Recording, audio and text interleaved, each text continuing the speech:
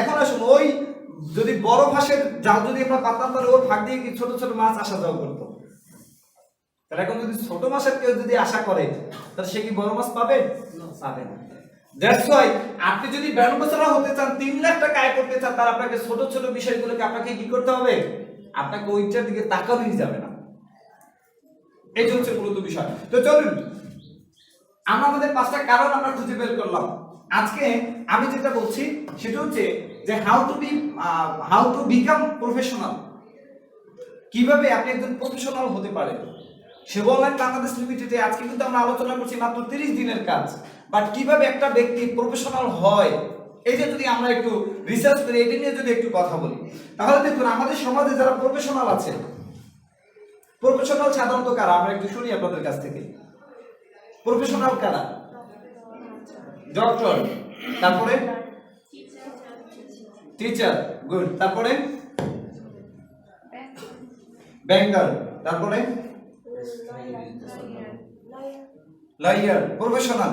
আচ্ছা, তাহলে আসুন আমরা কিছু পেলাম। এখন আসুন একজন ব্যক্তি যখন প্রফেশনাল হয়, একজন ডক্টর যখন প্রফেশনাল হয়, তার কত বছর সময় লাগে?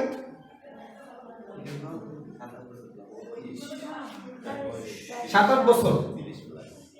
7-8 বছর। আচ্ছা, এমবিবিএস এর কোর্স কত বছর? 4 বছর।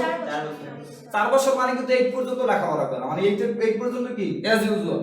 এরপরে কি 9 উঠলে আমাদের ডিপার্টমেন্ট ভাগ হয়, গ্রুপ ভাগ হয়, কমার্স, সায়েন্স, আর্টস, রাইট?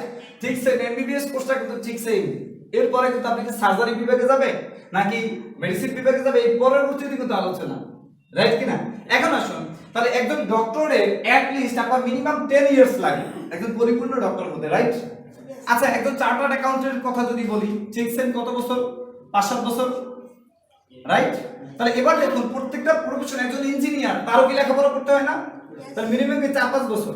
তার মানে প্রত্যেকটা ব্যক্তি প্রফেশনাল হওয়ার ক্ষেত্রে মিনিমাম 5 থেকে 10 বছরের সময় লাগে।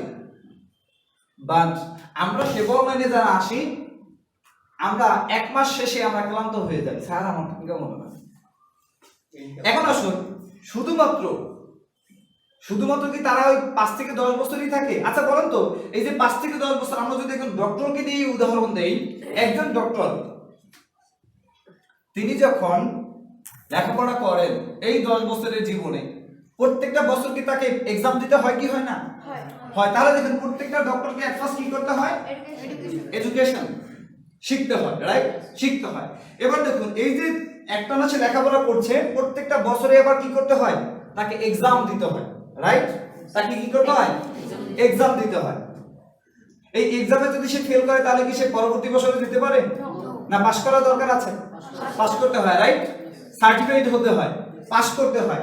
পাস করার পরবর্তীতে সে আবার অন্য আরেকটা ইয়ারে এসে দিতে পারে, রাইট? এখন আসুন তাহলে এরপরে যেটা লাগে সেটা হচ্ছে এক্সপেরিয়েন্স। আচ্ছা, একজন ডক্টর সে যখন এই সব কিছু শেষ করে, সকল লেখাপড়া যখন শেষ করে, এক্সাম দিয়ে সে পাসও করে, এরপরে কি সে চাইলেই কি সে অপারেশন করতে পারে না? কি করে? তার মানে কি তার এক্সপেরিয়েন্স লাগে, রাইট? এক্সপেরিয়েন্স লাগে কিভাবে? অর্থাৎ সে যেটা করে ইন্টার্নি করে, এরপরে ডক্টরদের সাথে থাইকা প্রথমে কি করে? ডক্টরদের গ্লাভস পরিয়ে দেয়, ডক্টরদের সিজার এগিয়ে দেয়, ওই যে আপনার সেলাই করার সুতা অথবা আপনার টেপ এগুলোকে আগেই দেন, এই কাজগুলোই তো সে করে। তার মানে কি সে দেখে কিভাবে করে, এরপরে দুই একটা প্র্যাকটিক্যালি চেষ্টা করে, রাইট? এরপরেই কি সে ফাইনালি তার এক্সপেরিয়েন্স অর্জন হয়। মিনিমাম এক্সপেরিয়েন্স লাগে কি 2-4-5 বছর, যার যত বেশি দরকার হয়।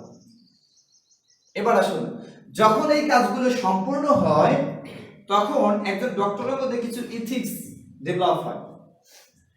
অন্যতম ডক্টরের একজন ইথিক্স কি? যে আমি কি মিথ্যা কথা বলবো না, এবং কি আমি একজন ডক্টর হিসেবে আমি মানুষের সেবা দিব। এরপরেই কি সে প্রফেশনাল হয়। Yes or no? এখন আসুন আমরা একটু দেখি, আমরা কেম শাখাওয়াত এবং আহমেদ শফিক এই দুজনকে একটু স্টেজে আসার জন্য বলছি। খেয়াল করুন, আমরা ধরে নিচ্ছি এই দুজন হচ্ছে একদম ঘনিষ্ঠ বন্ধু, একটু কাছাকাছি থাকেন যেহেতু ঘনিষ্ঠ বন্ধু, একদম পাশাপাশি। আচ্ছা, দুজন ঘনিষ্ঠ বন্ধু, এবং কি রকমের ঘনিষ্ঠ বন্ধু? একদম সেই প্রাইমারি লেভেল থেকে লেখাপড়া করে উঠছে, আমি তো আমরা মনে করে নিচ্ছি। তাহলে শাখাওয়াত এবং শফিক দুইজন হচ্ছে কি বন্ধু। এখন আসুন হঠাৎ করে কেম শাখাওয়াত সে অ্যাপেন্ডিক্সের ভুগতেছে, সে শফিককে ফোন দিয়েছে যে শফিক, একটা কথা কি, অনেকদিন যাবত একটু দুশ্চিন্তায় ভুগতেছি, আমার না হঠাৎ করে অ্যাপেন্ডিক্সের ব্যথা আসছে। বলিস কি? হ্যাঁ, কতদিন যাবত? অনেক দিন যাবত। ও আচ্ছা, তাহলে তো অপারেশন করা লাগবে, কোনো চিন্তা ভাবনা করেছিস? হ্যাঁ, চিন্তা ভাবনা তো করেছি, ডাক্তার দেখাবো, অপারেশন করবো। তাহলে ঠিক আছে, তোর কোনো টেনশন করার কিছু নাই, তুই এক কাজ কর, তুই আমার কাছে চলে, আমি তোর অপারেশন করে দিব। আমি কি করে দিব? আচ্ছা, আহমেদ শফিক কি ডক্টর? সে তো ডক্টর না। সে কি এডুকেশন নিয়েছে? এক্সাম দিয়েছে? কোনো এক্সপিরিয়েন্স আছে? নাই। সে কোনো ইনস্টিটিউশনে পড়ে নাই। আচ্ছা, এবার বলেন তো, সাকাওয়াত কিন্তু তার একদম কাছের ফ্রেন্ড। এবার শফিক সাকাওয়াতকে ফোন দিয়েছে যে সাকাওয়াত, কি অবস্থা, তুই কি আসতেছিস? আমি কিন্তু মানে সিজার টিজার সবকিছু রেডি করেছি, তুই কি আসতেছিস? সাকাওয়াত যখন এটা শুনলো, সাকাওয়াত কি ফোন ধরবে? সাকাওয়াত ফোন ধরছে না। সাকাওয়াত কি করতেছে না? সাকাওয়াত ফোন ধরতেছে না। আচ্ছা, এমন কি আমাদের সাথে দুই একটা ঘটনা ঘটে কিনা? গেস্ট ফোন ধরে না, কাছের ফ্রেন্ড ফোন ধরে না, ঘটনা ঘটে কি ঘটে না? কাছের ফ্রেন্ড। এখন আসেন, সাকাওয়াত কাকে ফোন দেয়? মানে শফিক কাকে ফোন দেয়? সাকাওয়াতকে। সাকাওয়াত কি করতেছে না? ফোন ধরতেছে না। এখন সে কোনো মাধ্যমে জানতে পারছে যে শফিক সাকাওয়াতের বাসায় আসতেছে তার অপারেশন করার জন্য। আচ্ছা, সাকাওয়াত কি বাসায় থাকবে? বাসায় থাকবে? একদম ঘনিষ্ঠ বন্ধু তো, যাদের সাথে একসাথে ওঠা বসা করেছে, একসাথে খেয়েছে অনেকদিন, একসাথে থেকেছে অনেকদিন। সাকাওয়াত বাসায় থাকতেছে না কেন?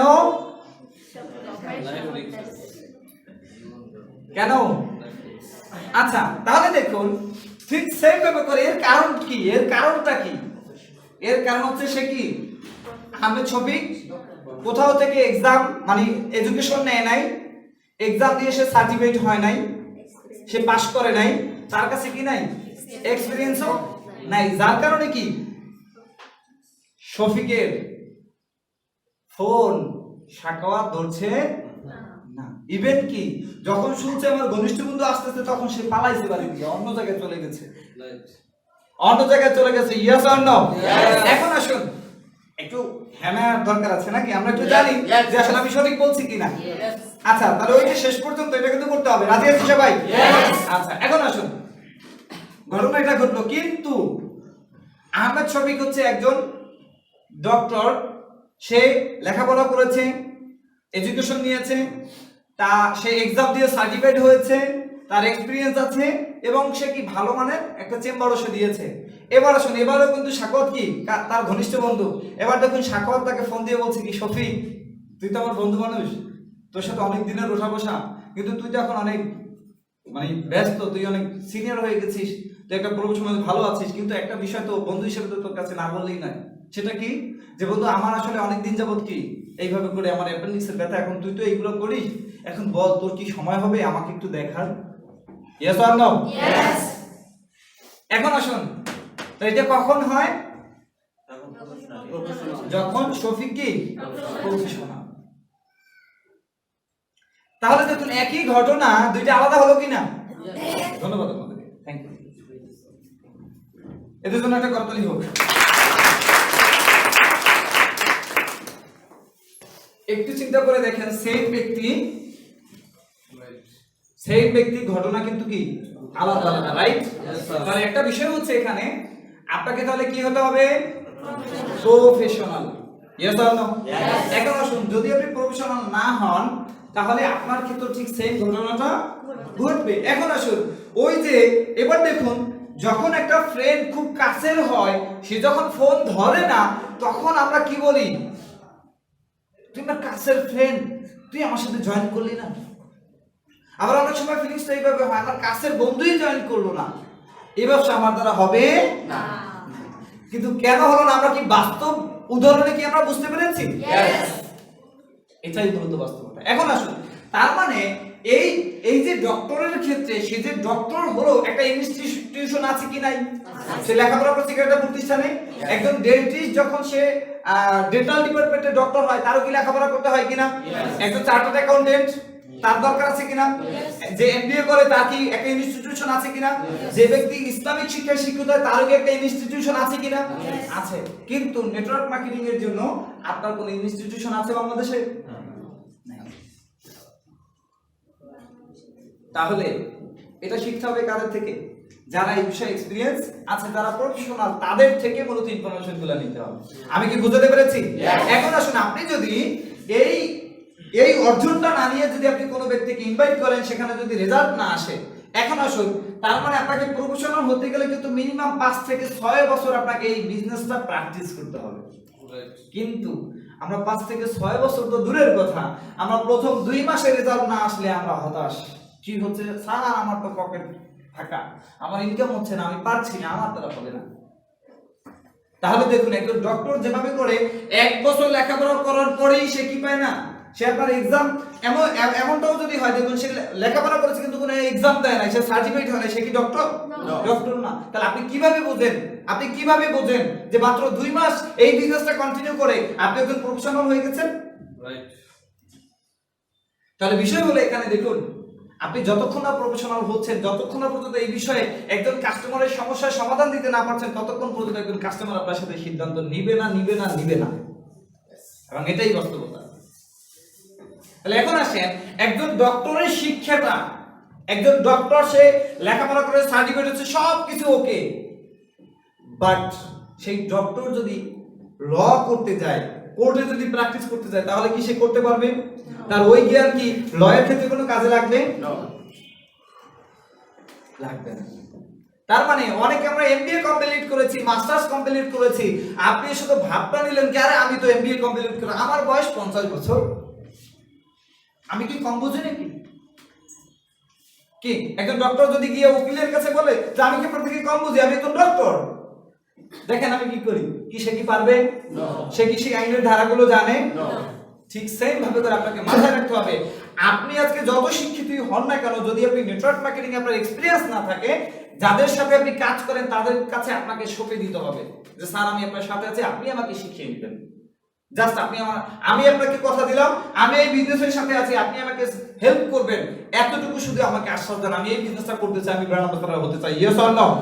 আমরা কি ব্র্যান্ড অ্যাম্বাসেডর হতে চাই? Are you sure? তাহলে যেটা করতে হবে, প্রফেশনাল হতে হবে, আর মিনিমাম 5 থেকে 6 বছর আপনাকে এটা প্র্যাকটিস করতে হবে। 3 লাখ টাকা এটা আপনি আগামী মাসেই এটা করতে পারবেন না। তবে হ্যাঁ, এটা আরো বেশি সহজ হবে, আরো বেশি অল্প সময় হবে, এটা আপনার আগ্রহের উপরে, এটা আপনার কাজের উপরে, এটা হচ্ছে মূলত বিষয়। তবে অ্যাটলিস্ট আপনাকে 5 থেকে 6 বছরের একটা মেন্টালিটি নিয়ে আপনাকে এই বিজনেসটা শুরু করতে হবে। এখন আসুন,